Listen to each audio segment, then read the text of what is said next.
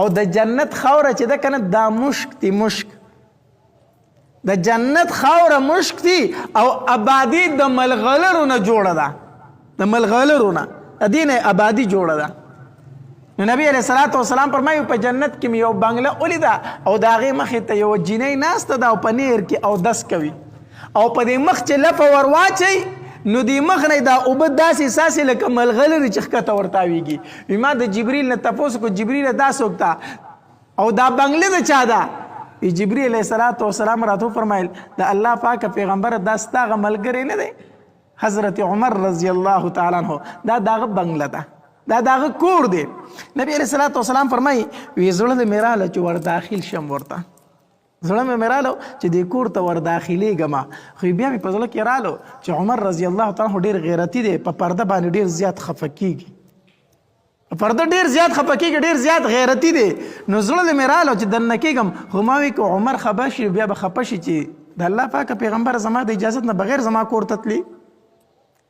نو بیا ورنلم دغې بنګلې ته چې کله نبی علیہ الصلوۃ والسلام راغی کنه نو عمر رضی الله تعالی عنہ ته دا خبره وکړه وی عمره په جنت کې مې ستا کور ولیدو او ستا چې په جنت کې کومه بیبي دا هغه مې ولیدله خو عمر یو خبره درته وکړم د الله پاک پیغمبر قربان وکړه ماته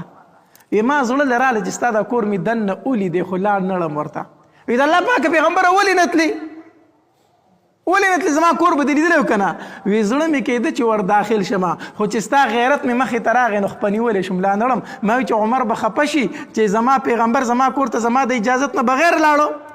چې دا خبره عمر رضی الله تعالی عنہ واورېده که نه د سترګو نه یې اوښکې را روانې شي په ژړا شو وی ابیکه اغارو یا رسول الله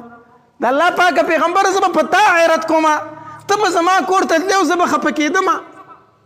عمر رضی الله تعالی عنہ الله تبارک وتعالی ډیر یو جلالی شان ورکړو پرده به ډیره زیاته خوښه ډیره زیاته به خوښه پرده لا د پردې حکم نو راغلی د پردې حکم لا نو راغلی نو صحابه کرام براتلو د نبی علیہ الصلوۃ والسلام د بیبیانو نه به مسلې ته پوسلی پردې حکم راغلی نو عمر رضی الله تعالی نبی علیہ الصلوۃ والسلام ته فرمایل اذا الله پاک پیغمبره زما مجسته د بیبیانی د پرده وکي دا پرده وکي وی ځکه په دې خلکو کې منافقین هم راځي مسلمانان هم راځي خو منافقین پکې هم راځي فاسقان فاجران پکې هم راځي ستا د بیبیانو خواله زه دا نه غواړم چې دوی دلته راشي اوس د پردې حکم ښوونه نو نبی علیہ الصلوۃ والسلام خو څه ونه ویل ځکه چې د الله د طرف نه د پردې حکم نه دی راغلی نبی علیہ السلام خو د شریعت خبره په خپل طرف نه شو کولی چې عمر رضی الله تعالی عنہ دا خبره وکړه بس د الله د طرف نه د پردې حکم نازل شو ادیو جن عمر رضی الله تعالی عنہ بدا نه ویل چې الله تبارک وتعالى زما موافقت کړی دی په دې کې چې ما د پردې ووینو الله حکم د پردې راولېږو دا به نه وي چې الله زما موافقت کړی دی بلکې داسې به وي ما په ډېرو ځایونو کې د الله موافقت کړی دی حالانکه وړومبۍ خبره چا وکړه عمر رضی الله تعالی عنہ وکړه د هغې نه پس الله د پردې حکم راولېږو د عمر رضی الله تعالی عنہ د خبرې د وجې نه عمر رضی الله تعالی عنہ به د خپلې عاجزۍ او د انکسارۍ د وجې نه وي په ډېرو ځایونو کې ما د الله مطابقت کړی د الله د خبرې چې هغې نه یو خبره د پردې هم ده د پردې خبره هم ده نو هلته کې نبی علیه الصلاة والسلام جنت هم ولیدو او جهنم هم ولیدو حدیث مبارک کې راځي نبی علیه الصلاة والسلام فرمایي جبریل علیه الصلاة والسلام راته جهنم اخودو خو په دې دوران کې یو درز وشو څه وشو درز وشو